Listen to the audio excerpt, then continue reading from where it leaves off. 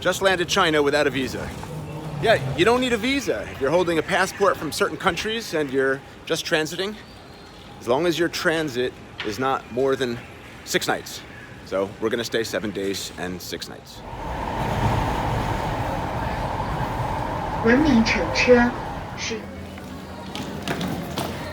This is my 3rd time in the polluted airs of Beijing. Unfortunately for me, it's Bianca's 1st time, so I'm gonna have to redo a lot of the must-sees for first-time visitors, but that works out for you.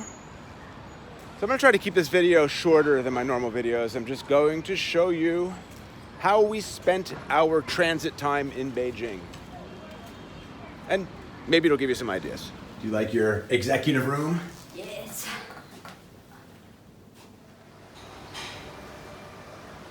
Eat duck at the abandoned restaurant of your hotel. Mine is stir-fried duck with soybean sauce. Stir-fried duck.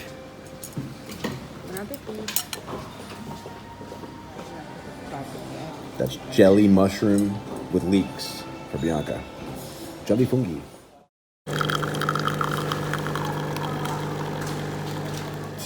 Enjoy a Chinese breakfast buffet.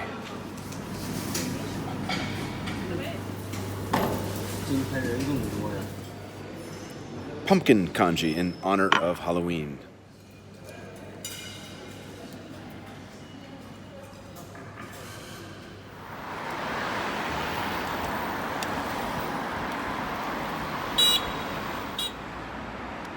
See the Great Wall.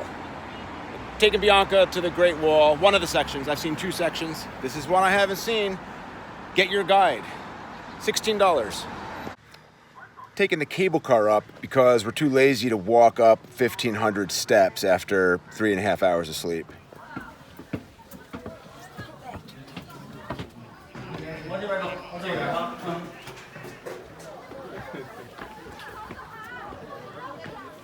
I don't know the size of these steps as well. Yeah. Platypus have like a poison spur. Where? Yeah, for the Australian Open. They say not to walk and shoot at the same time on the Great Wall. I'm a risk taker. This is the 3rd time I'm at the Great Wall, but this is a different section for me. I've been to Badaling before. Here's a photo or 2. And I've been to this remote section on the property of commune. Here's another photo.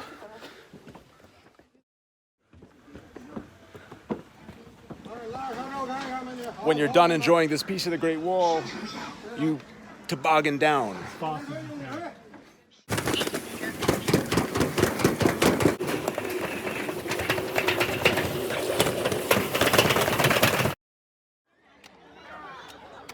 Can you see the letters carved up there? Something like the Great Chairman Mao, or the Eternal Chairman Mao, or Long Live Chairman Mao, something about Chairman Mao.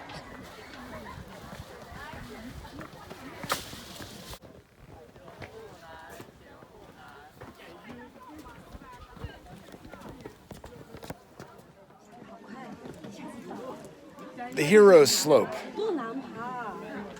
It's an 80-degree incline. Not 18, 80. And I don't think we're doing it. I think maybe I just found the fuel that could turn me and maybe all of us into heroes. The Hero Slope. Are we doing it? Heroes. No, not doing it? I'm not a hero. It's cold beer anyway.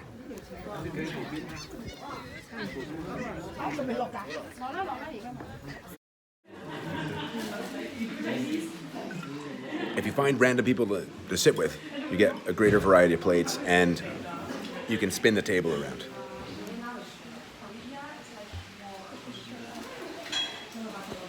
So slow.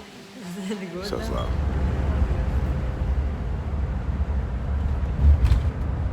Be careful when you use the crosswalks here. If a car hits you and injures you, they got to take care of you for the rest of their life. So it's much cheaper for them to pay for your funeral. If you do only one thing during your transit in Beijing, visit Family Mart. If you don't visit Family Mart, you didn't do it right.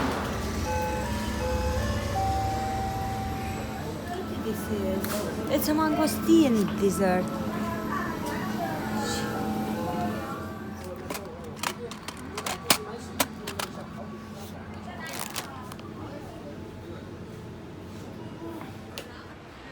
Anyway, seriously, it is better for a driver to kill you, the pedestrian, than to injure you. You can find videos all over the internet of drivers hitting pedestrians and then rolling back over them several times to make sure they're dead. It's just cheaper. Funeral is cheaper. Is that fake news? I don't know. Honestly, I don't know. Take a look at St. Joseph's Church. Buy an iPhone. They're a little cheaper in China, and you still get a SIM card slot. In fact, you get 2 SIM card slots. Yeah, Apple got rid of their SIM card slots. You can't get phones with SIM cards in America anymore. They're trying to push you to use the more expensive eSIM option. They're like, oh, well, it's great for the traveler. No, it isn't. You can get a month's worth of cell phone use in Romania or Serbia for something like $6, and you use eSIM. Suddenly it's like, oh, it's only $25 a month, and you got to work with Sprint or AT&T. Some bullshit. I don't know. Just buy your phone in China. Visit Wangfujing Shopping Street. It's kind of like it's a pedestrian street, and it's like a giant shopping mall. Visit the Wangfujing Food Market.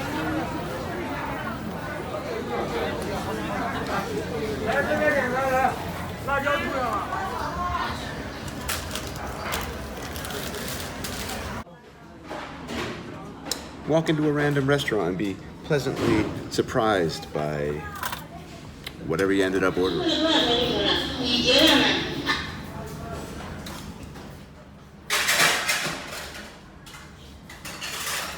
And eat at the dishwashing station for some added excitement. Buy a pickle Rick pastry. Pickle? It's the pickle Rick. It's the pickle Rick.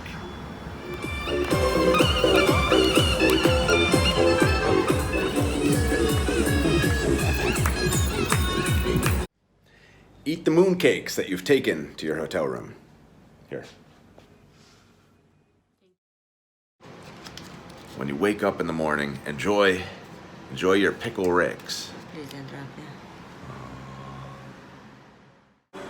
Day 3, it's 75 degrees outside. Beijing Metro costs 3 won per ride. It's about 40 cents. Get pretty much anywhere you need to go in Beijing. The metro stations are nicely decorated, so a destination in and of itself.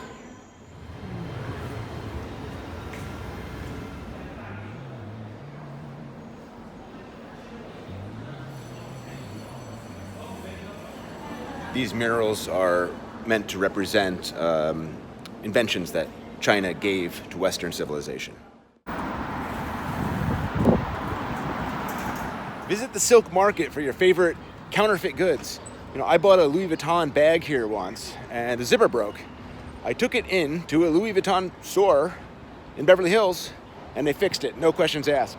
That's the kind of quality I've come to expect at this silk market. So we got 6 4-faced Buddha statues, a chess set, and a painting for about $50. The starting price was around $300. I know we still got raped, but I don't feel as bad as I could have. There's no camera signs everywhere, so I haven't caught any shots of these luxury counterfeits. Super copies. That's the word that we're using. Super copies. It's counterfeits so good, so super, that you can't tell the difference. These aren't products that have fallen off the truck, so to speak. It's just that the same material is being used to create the super copy.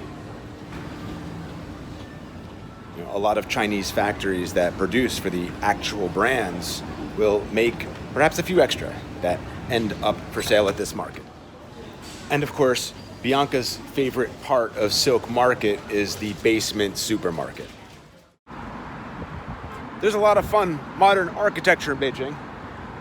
Here are a few of my favorite buildings we spotted.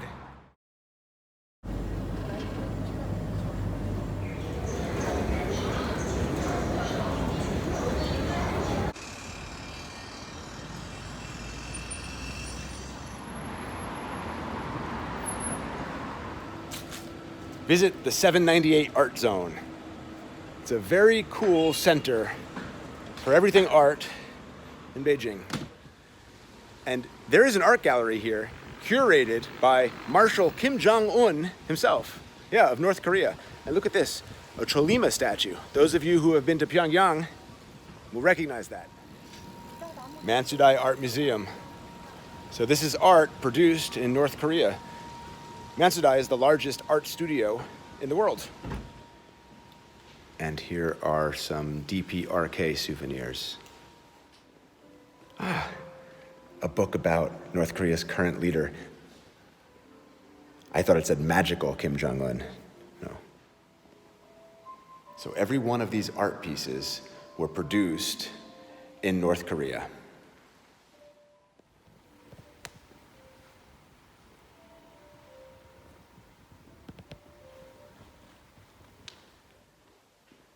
This piece here is 3,200 yuan. It's like over $400.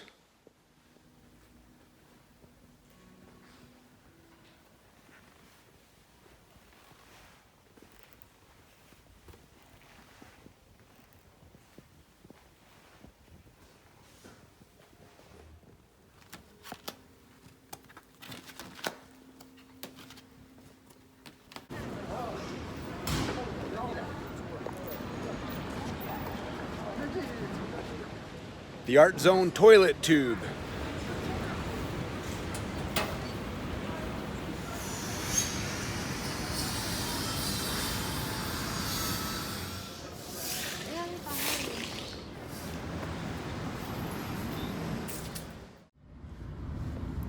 There are a number of North Korean restaurants in Beijing owned by North Korea. They say the multi-talented singing and dancing waitresses can't leave the restaurant. Anyway, you might want to check one of them out, have some cold noodles. That's what we're about to do.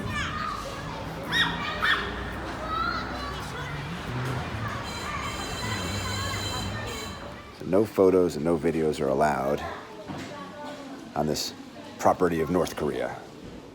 They say that this restaurant is the finest North Korean restaurant in the world. This beer, this North Korean beer, is better than anything you can get in the South. Guaranteed. And your face.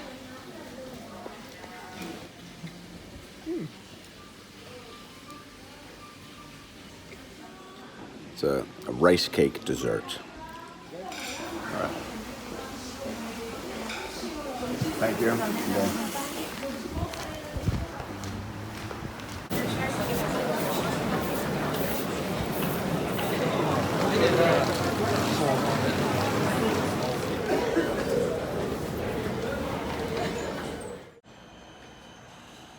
Day 4, another polluted day. You know, I should have done this on day 1, but remember to inspect your hotel room, both floors, for communist listening devices. Look at this one I found here. Look at this. Yeah, it doesn't function, does it? You know what this is.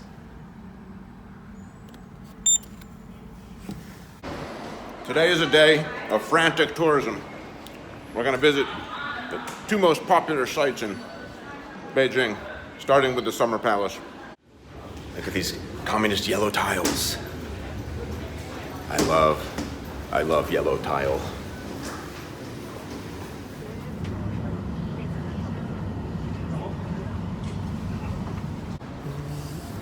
You can visit the UNESCO-listed Summer Palace by just showing up and buying tickets at the door.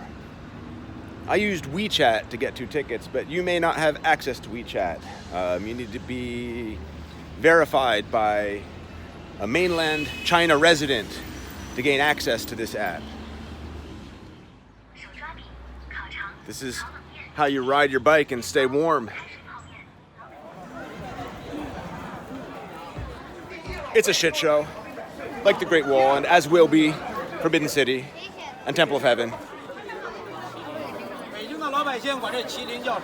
They say you should allocate about half a day minimum to see the Summer Palace. Now, this is my second time here, so I'm going to try to blast through it in about 2 hours. I'm going to skip most of the sites and take Bianca straight to whatever I found to be most memorable last time.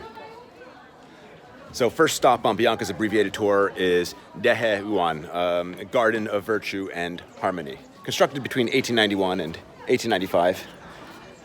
That great stage, that towering great stage, was the largest imperial stage in ancient China. Look, in the veranda facing the grand stage is a portrait of a man with a beard coming out of his mouth. Hold on. They all have beards coming out of their mouth. They're all throwing up beards. Listen in as I tell Bianca a real abbreviated history of this place, the Summer Palace. So, there once was an emperor, and he had a mom, and his mom kind of annoyed him. So, around 1750, for his mom's 60th birthday, he decided to build her a grand complex of lakes and gardens and palaces called the Summer Palace. And the mom couldn't say no, so she moved out. Everyone wins. So we're walking the long corridor now. It's a near kilometer-long covered walkway, I think the longest in the world. And the emperor built this so that his mom wouldn't be exposed to the sun or the rain, the elements, during her stroll in the garden. There's over 14,000 paintings in this corridor. The Summer Palace is a square kilometer. It's 3 times bigger than Forbidden City. Walking the long corridor is like visiting the Sistine Chapel. You can't stop. You just gotta keep moving forward. People behind you shoving you. Crowded as hell. You loving it? Very beautiful architecturally.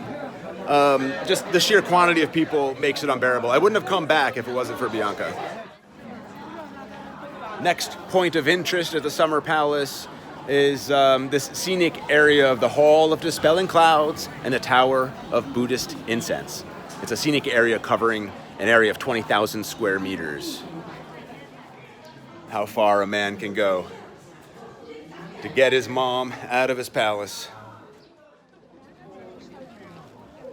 A good part, the majority part of the square mile property is this lake.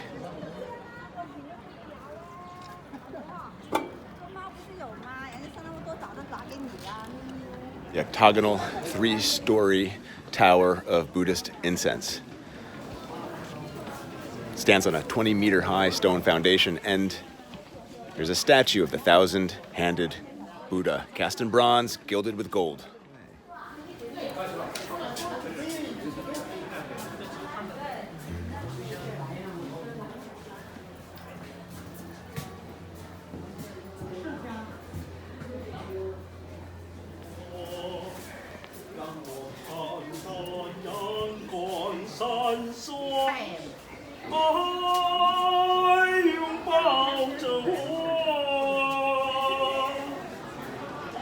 Oh yeah, there's still more long corridor to go. We haven't gone a kilometer yet. Wrong way, wrong way, wrong way. Imagine having to come up with ideas for 14,000 paintings. And not one of them can be a nude.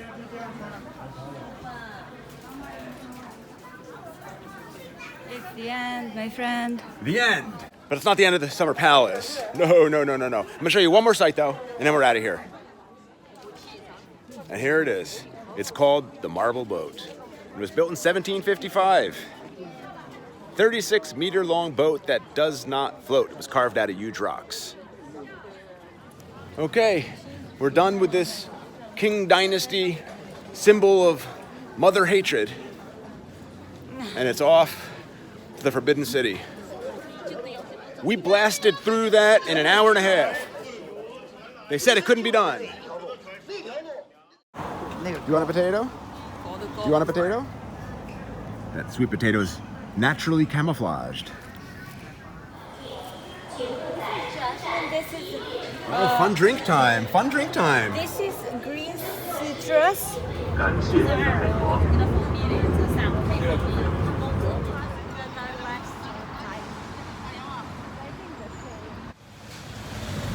40 million people visit Forbidden City every year. It's capped at 40,000 per day.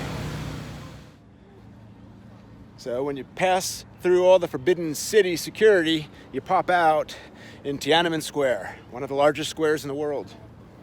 It's named after the gate to Forbidden City on the north end, Tiananmen, Gate of Heavenly Peace. This is the monument to the people's heroes, completed in 1958. And it was built to commemorate the martyrs of the revolutionary struggle. It was at this square, October 1st, 1949, that Mao Zedong proclaimed the founding of the People's Republic of China. And since 1977, Chairman Mao has been hanging out here in this mausoleum. You know, he wanted to be cremated, but the Communist Party said, we're gonna bomb you instead. We're gonna bomb you. So he's here. You can see him. No pictures allowed. National Museum of China. It's free. It's massive.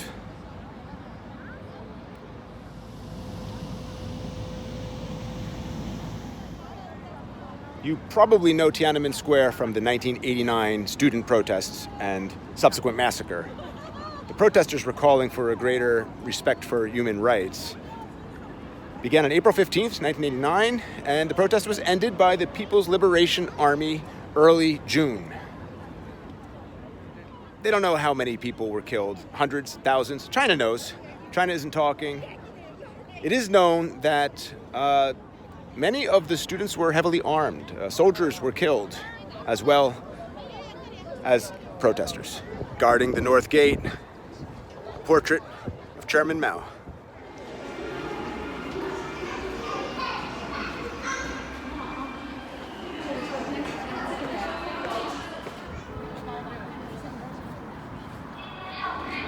It's a big gate. I saw a lot of vloggers kind of freaking out because they couldn't get into Forbidden City. They said you needed WeChat. You don't need WeChat to get into Forbidden City. You just need a passport, and you got to go to Viator or Klook and buy the tickets there. We bought ours the day before yesterday. $7 each.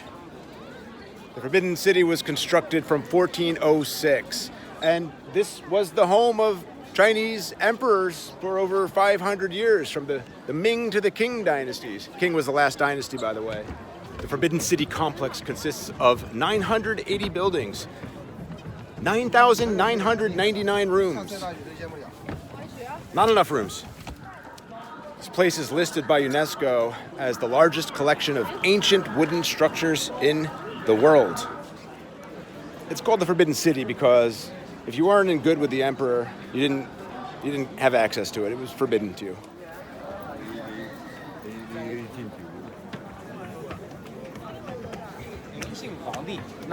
If hell were a tourist site, it would be Forbidden City.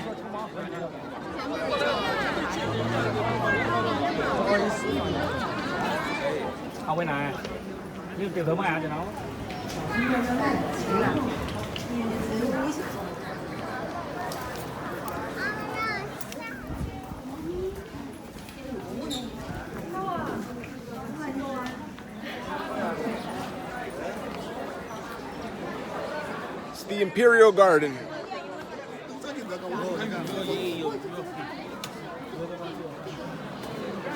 The garden is a place for quiet reflection.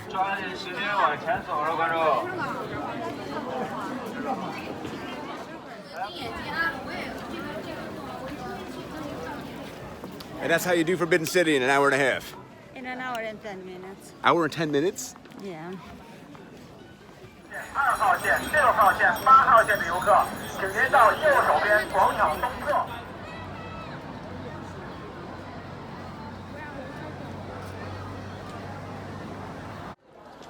Now we're here, trying to catch a sunset view of Forbidden City.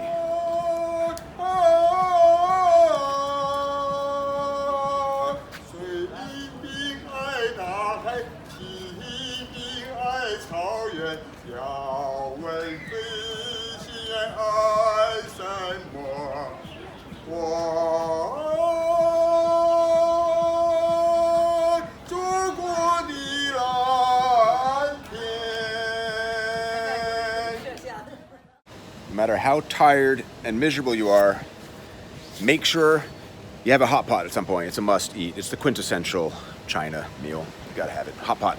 And what can I do for you? So we went to Haidi Lao on Wangfujing. And basically a hot pot is you order some meat and vegetables and you cook them in boiling water or some fancier base. This is how you make pasta in China. Yeah. China.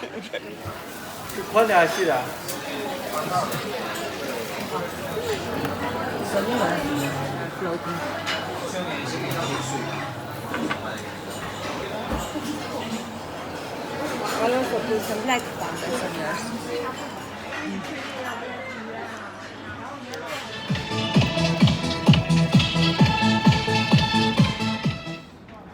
Behind me, these are communal stalls, public toilets, where everyone just pees and shits right next to each other.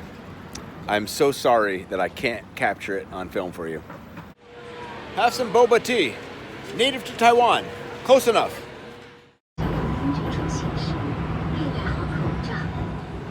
Final thoughts.